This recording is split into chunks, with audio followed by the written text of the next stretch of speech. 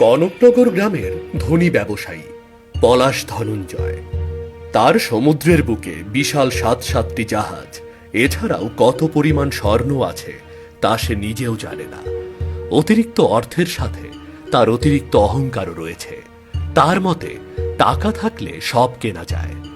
একদিন ধনঞ্জয় বাণিজ্যের উদ্দেশ্যে তার এক কর্মচারীকে নিয়ে মন্দিরের পাশ দিয়ে যাচ্ছিল। তখন সে দেখতে পায় অনেক গরিব মানুষেরা মন্দিরে পূজা অর্চনা করছে। বুঝলে জব্বার কাকা, এই মানুষেরা না এতটা বোকা যে নিজেদের ভাগ্য পরিবর্তন করতে মানুষের হাতে বানানো মূর্তির সামনে এসে ভক্তি শ্রদ্ধা করে। এর চাইতে আমার কাছে আসলে আমি অনেক অর্থ দিতাম, যা দিয়ে সবাই সারা জীবন বসে খেতে পারত, আর কখনো মন্দিরে আসতে হতো না। বাবু, মানুষ শুধু অর্থের জন্য মন্দিরে আসে না, আসে মনের শান্তির জন্য। আরে রাখো তোমার মনের শান্তি, টাকা না থাকলে কোনো শান্তি থাকে না। টাকা দিয়ে সব শান্তি কিনতে পাওয়া যায়, আর যার কাছে টাকা নেই সে কখনোই সুখী হতে পারে না।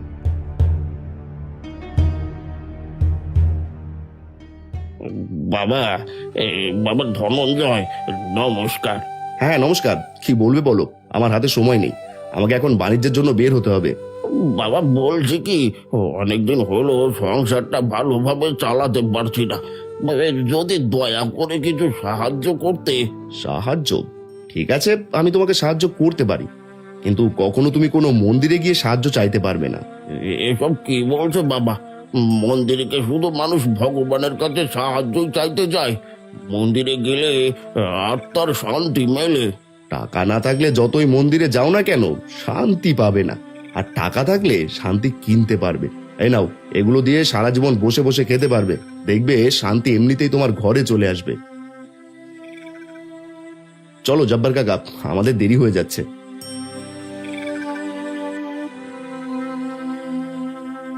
দেখলে কাকা, অর্থ আছে বলে সবাই কেমন সম্মান করে, আর অর্থ না থাকলে কেউ আমাকে চিনতও না। হ্যাঁ দেখেছি, কিন্তু অর্থ আছে বলেই কি এত অহংকার করা আপনার ঠিক হচ্ছে? চুপ করো, আমার অর্থ আছে আর অহংকার থাকবে না? অহংকার তো আমাদের মতো ধনবানদের জন্যই। আমার ভুল হয়ে গেছে বাবু, আর বলবো না। এরপর ধনঞ্জয় ব্যবসায়ী তার ৭টি জাহাজ আর মাঝে মল্লা নিয়ে বাণিজ্যের জন্য বেরিয়ে পড়ে। এরপর টানা ৭ দিন মাঝ সমুদ্রে থাকার পর মাঝি মল্লারা বুঝতে পারে তারা ভুল পথে এসেছে। তখনই ধনঞ্জয়ের চোখ পড়ে পাশে থাকা একটা দ্বীপের দিকে। কাকা, ওই সামনে একটা দ্বীপ দেখা যাচ্ছে, সবগুলো জাহাজ ওখানে নোঙর করাতে বলো। আমরা ওখানে একদিন থেকে তারপর আবার বাণিজ্যের উদ্দেশ্যে বেরিয়ে পড়বো। বলি কি, ওই অচেনা দ্বীপে যাওয়া কি ঠিক হবে? কে জানে ওই দ্বীপে কোনো বিপদ লুকিয়ে আছে কিনা। এত ভয় পাচ্ছ কেন? আমি তো আছি। যদি কোনো হিংস্র প্রাণী থাকে তাহলে শিকার করে খেয়ে ফেলবো, আর যদি কেউ এই দ্বীপ দখল করে নেয় তাহলে তাকেই অর্থ দিয়ে কিনে নেব। আমার ভুল হয়ে গেছে বাবু, আমি তো ভুলে গিয়েছিলাম আপনার অর্থের কোনো অভাব নেই। হ্যাঁ হ্যাঁ, এখন থেকে ভালো করে মনে রাখবে। এবার তাড়াতাড়ি সবগুলো জাহাজকে দ্বীপে নোঙর করাতে বলো। হ্যাঁ হ্যাঁ, আমি এখনই সবাইকে সংকেত পাঠাচ্ছি।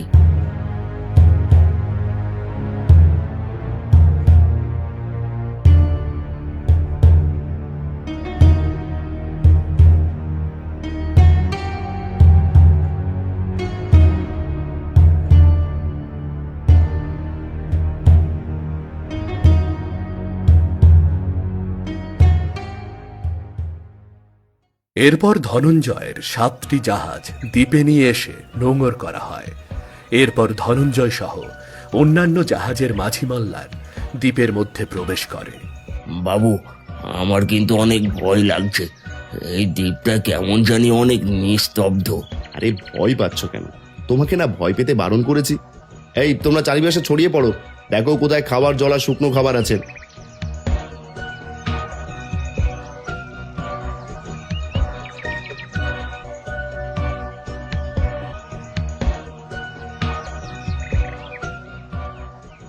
গুহাটা দেখে মনে হচ্ছে ভিতরে খাবারের জল পাওয়া যাবে। চলো চলো ভিতরে চলো। কিন্তু ভেতরে তো বাঘও থাকতে পারে। আরে তুমি এত ভীতু এই জন্য সারা জীবন গাধার মতো খেটে গেলে, কিছুই করতে পারলে না। নতুন কিছু করতে গেলে নিজের মধ্যে সাহস রাখতে হয়। চলো।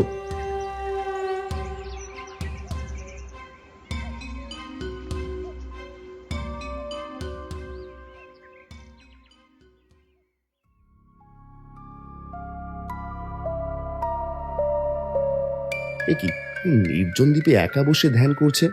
সাধু, ও সাধু, আরে ও সাধু, চোখ খোলো। কে তুই? আবার ধ্যান ভঙ্গ করলি কেন? আবার ধ্যান ভঙ্গ করে তুই আমার কত বড় ক্ষতি করলি জানিস তুই? আরে রাখো তোমার ক্ষতি, তোমার যা ক্ষতি হয়েছে আমাকে বলো, আমি তা পূরণ করে দেব। আমার এক যুগ সাধনার ক্ষতিপূরণ তুই দিতে পারবি? কি বলে দেখো, আরে তোমার মতো হাজারটা মানুষের সারা জীবনের পরিশ্রমের মূল্য দিলেও আমার অর্থের কোনো কমতি হবে না। ওখানে যা আছে তা তুমি সারা জীবন রোজগার করেও একত্রিত করতে পারতে না। এবার তো তোমার ক্ষতিপূরণ হয়েছে। সব কিছুকেই অর্থের সাথে তুলনা করতে নেই। কি যে বলো সাধু, অর্থের কাছে সব হার মানে, আর টাকা থাকলে সব সম্ভব। অর্থ থাকলেই এত অহংকারী হওয়া ভালো না। এর আগেও তোর চেয়ে অনেক ধনী ব্যবসায়ী এই পৃথিবীতে সারা জীবন ধনী হয়ে থাকতে পারেনি। ধন সম্পদ হলো জোয়ারের জল, এক এক ঘাটে আছে আবার অন্য ঘাটে চলে যাবে। থাক থাক, তোমার কত জ্ঞান দিতে হবে না। জ্ঞান দিচ্ছি না, জ্ঞান দিচ্ছি না, বরং শিক্ষা দিচ্ছি। তুই কি সেই রাজার গল্প শুনিসনি যার অজস্র সিন্ধুক ভর্তি হীরে জহরত ছিল, কিন্তু তার কাছে কোনো শস্য না থাকায় এক মুঠো চালের জন্য সমস্ত সম্পদ এক সাধারণ চাষিকে দিতে হয়েছিল? এগুলো গল্পে হয় বুঝলে, বাস্তবের কোনো মূল্য নেই। আমার অর্থ আছে, আমি অর্থ দিয়ে যা ইচ্ছে তাই করতে পারবো। তোর মতো কতজন অর্থ নিয়ে এমন অহংকার করেছে, কিন্তু সেই পরবর্তীতে বড় শিক্ষা পেয়েছে। যা, তুই চলে যা। আমার কাছে তোর অর্থের কোনো মূল্য নেই, কোনো মূল্য নেই।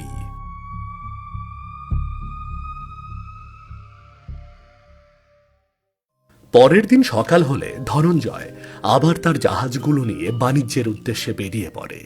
যেতে যেতে হঠাৎ মাঝ সমুদ্রে বিনা বাতাসে বড় বড় ঢেউ উঠতে শুরু করে।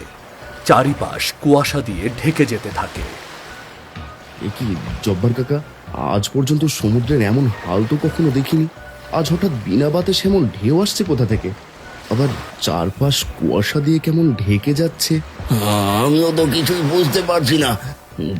তাছাড়া এমন ঢেউ থাকলে তো সবগুলো জাহাজ ডুবে যাবে। না না, সব জাহাজ ডুবলে তো আমার সব সম্পদ হারিয়ে যাবে, আমি ভিখারি হয়ে যাব। সবই ওপরওয়ালার ইচ্ছে, তিনি কখন কি করবেন কে জানে।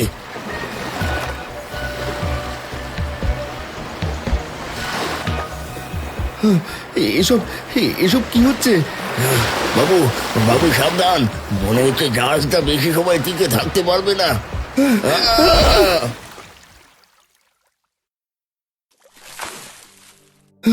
সর্বনাশ, আমি তো সর্বশান্ত হয়ে গেলাম। আশেপাশে তো কোনো জাহাজ দেখতে পাচ্ছি না। তার মানে আমার সব অর্থ সম্পদ জলের নিচে চলে গেছে। আমার সকল অহংকার জলে মিশে গেছে। অহংকারী ধনঞ্জয় তার সব সম্পদ হারিয়ে সমুদ্রের মাঝে ভাসতে থাকে। এভাবে কেটে যায় 7 দিন। 7 দিন পর ধনঞ্জয় ভাসতে ভাসতে অসুস্থ হয়েছে। ভাগ্যক্রমে সমুদ্রের তীরে এসে পৌঁছায় সে। সেখানে এক জেলে মাছ ধরতে এসে ধনঞ্জয়কে দেখতে পায়। কি, এই মানুষটা এখানে পড়ে আছে কেন? নিশ্চয়ই কোনো জাহাজ ডুবিতে এখানে ভেসে এসেছে। দেখি তো বেঁচে আছে কিনা। এখনো বেঁচে আছে, যাই বাড়িতে নিয়ে যাই।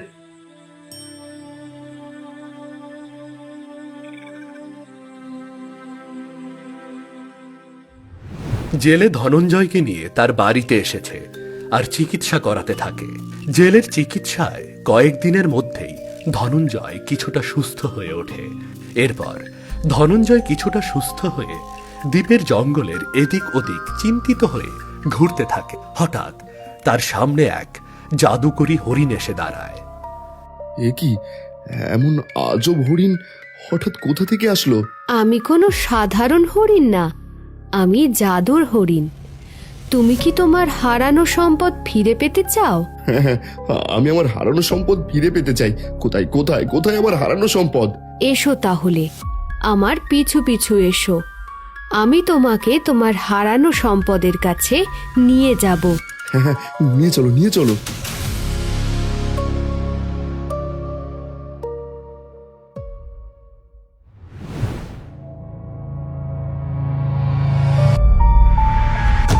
এ কি, ওই হরিণটা আমাকে এখানে নিয়ে এসে কোথায় হারিয়ে গেল? আশেপাশে তো কিছুই দেখতে পারছি না। তাহলে তাহলে আমার হারানো সম্পদ কোথায়? আরে দাদা, আপনি তো এখনো সুস্থ হননি। এই অসুস্থ শরীর নিয়ে এত দূরে হেঁটে এসেছেন কেন? এক জাদুর হরিণ আমাকে এখানে নিয়ে এসেছে। সে বলেছিল আমার হারানো সম্পদ ফিরিয়ে দেবে, কিন্তু হরিণটা কোথায় গেল কিছুই বুঝতে পারছি না। বুঝতে পেরেছি দাদা। দাদা, ওটা কোনো হরিণ ছিল না, ওটা আপনার মনের কল্পনা ছিল। আপনি আপনার হারানো সম্পদ ফিরে পাওয়ার আশায় নিজের চিন্তায় ভুলে গেছেন। এই জন্য হয়তো মনে মনে অনেক কিছু ভাবছেন।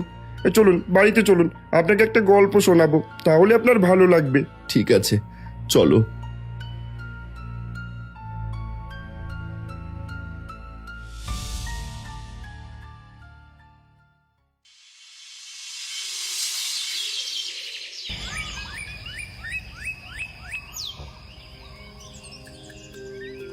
শুনুন বাবু, এক দেশে ছিল এক রাজা। সেই রাজা বলেছিল, যে আমাকে সবচাইতে দামি জিনিস এনে দিতে পারবে তাকে আমি বড় পুরস্কার দেব। রাজার কথা শুনে অনেক অনেক দামি হিরে মানিক মুক্ত, দামি জহরত, দামি অস্ত্র এনে রাজার সামনে রাখলো। কিন্তু রাজা এতে খুশি হলো না। এদিকে এক ধনী অহংকারী ব্যবসায়ী ছিল। তার অহংকার এতই ছিল যে সে কখনোই মাটিতে পা ফেলতো না। একদিন ব্যবসায়ী তার সব সম্পদ মালপত্র অনেকগুলো জাহাজে তুলে অন্য দেশে চলে যাওয়ার জন্য বেরিয়ে পড়ল। হঠাৎ মাঝপথেই তার সবগুলো জাহাজ ডুবে সে একেবারে নিঃস্ব হয়ে সেই রাজার সামনে গিয়ে দাঁড়ালো। রাজা তখন জিজ্ঞেস করলেন, তুমি আমার জন্য কি এনেছো? তখন ব্যবসায়ী বলল, মহারাজ, আমি অহংকারী হৃদয়ের অনুতপ্ত চোখের জল নিয়ে এসেছি। এছাড়া আমার কাছে আর কিছুই নেই। তখন রাজা অনেক খুশি হয়ে বললেন, অনুতপ্ত চোখের জলের চেয়ে কোনো কিছু দামি হতে পারে না। এরপর রাজা তাকে অনেক পুরস্কার দিলেন। যে পুরস্কার পেয়ে ব্যবসায়ী আবার ব্যবসা করে অনেক ধনী হয়ে গেলেন, কিন্তু তার মধ্যে আর কোনো অহংকার ছিল না। তুমি ঠিকই বলেছ, আমিও অনুতপ্ত, কিন্তু আমার চোখের জলের দাম দেওয়ার মতো রাজা তো আর নেই। যারা অনুতপ্ত হয়ে নিজেদের ভুল বুঝতে পারে, তাদের জন্য শুধু রাজার দেওয়া সম্পদ না, ভিক্ষুকের দেওয়া উপহারও অনেক বড় হয়। যে অর্থ আপনি সবচেয়ে বড় মনে করতেন, সেই অর্থকে একবার তুচ্ছ মনে করে দেখুন, আপনি আগের চেয়ে অনেক বেশি সুখী হবেন। তুমি ঠিকই বলেছ। আমি যখন ধনবান ছিলাম তখন ওই শিক্ষা আমার কাছে উপহাস মনে হয়েছে, কিন্তু আজ আমি গরিব হয়ে তোমার কাছ থেকে সুখে থাকার আসল মানে বুঝে গেলাম। এবার আমাকে বিদায় দাও, আমি আমার দেশে ফিরে যেতে চাই। কিন্তু আপনি এই অসুস্থ শরীর নিয়ে যেতে পারবেন? হ্যাঁ, আমাকে যেতেই হবে, তা না হলে আমার হয়ে তাদের কাছে কে ক্ষমা চাইবে? ঠিক আছে, আপনি যা ভালো মনে করেন তাই করুন।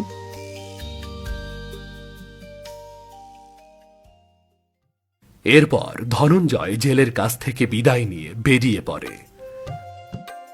ধনঞ্জয় আস্তে আস্তে এক পাহাড়ি রাস্তায় এসে দাঁড়ায়। সেখানে এসে সে দেখতে পায় এক বৃদ্ধ অনেক বোঝা বয়ে নিয়ে যাচ্ছে। বৃদ্ধের এমন কষ্ট দেখে ধনঞ্জয়ের অনেক মায়া হয়। এই যে কাকা, নিশ্চয়ই এই বোঝাটা বয়ে নিয়ে যেতে আপনার অনেক কষ্ট হচ্ছে, তাই না? দিন দিন, এটা আমাকে দিন, আমি আপনাকে সাহায্য করছি। এই বোঝাটা অনেক ভারী, তুমি কি এই বোঝাটা নিয়ে যেতে পারবে? আপনি যখন পারছেন তাহলে তো আমাকে পারতেই হবে। ঠিক আছে, নিতে চাইলে নাও।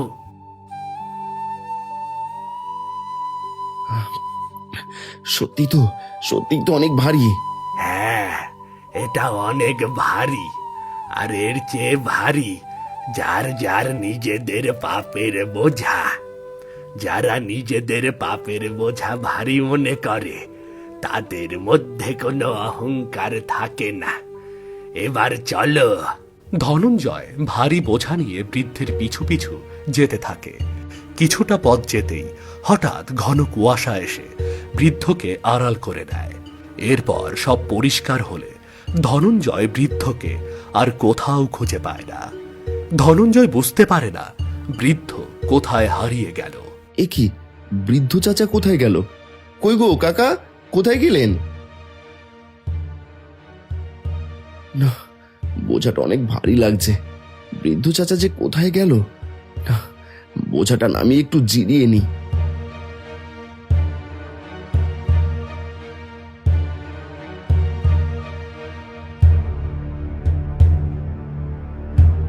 এ কি, অনেক সময় তো হলো, এতক্ষণে বৃদ্ধ চাচা আসছে না কেন?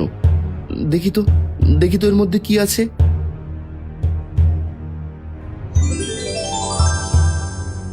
এ কি, এই বস্তা তো সোনা দিয়ে ভর্তি, সাথে একটা চিঠিও আছে। দেখি দেখি চিঠিটা খুলে দেখি, নিশ্চয়ই এতে ঠিকানা লেখা থাকবে।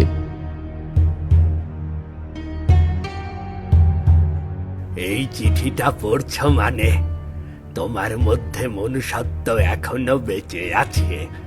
তোমাকে আমি একটা গল্প শুনিয়েছিলাম, তুমি বলেছিলে তোমার চোখের জলের মূল্য দেওয়ার মতো রাজা নেই, কিন্তু আমি বলেছিলাম তুমি অনুতপ্ত হয়েছ, তাই ফকিরের উপহারও তোমার জীবন বদলে দিতে পারে। এগুলো নিয়ে যাও, এগুলো তোমার পুরস্কার।